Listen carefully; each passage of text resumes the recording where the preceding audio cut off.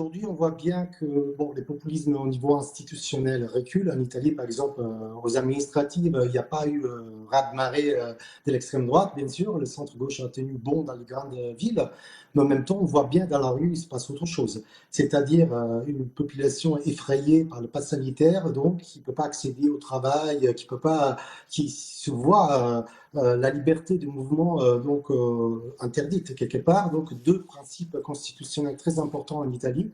Donc on voit bien qu'il y a une réponse aussi grave, c'est-à-dire comme l'assaut au siège du syndicat italien de la CGIL, c'était très grave. Mais bien sûr, il y a toute une population qui se sont touchées, profondément touchées par la crise et par le pass sanitaire qui est considéré comme une autre pièce d'une dictature sanitaire. Dans ça, évidemment, les populistes ont un jeu facile.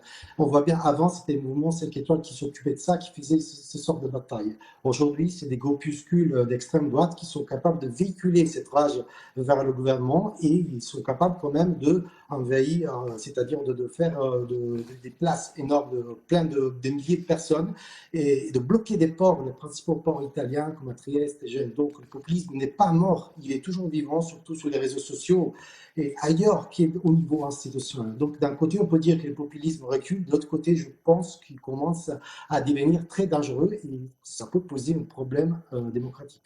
C'est évidemment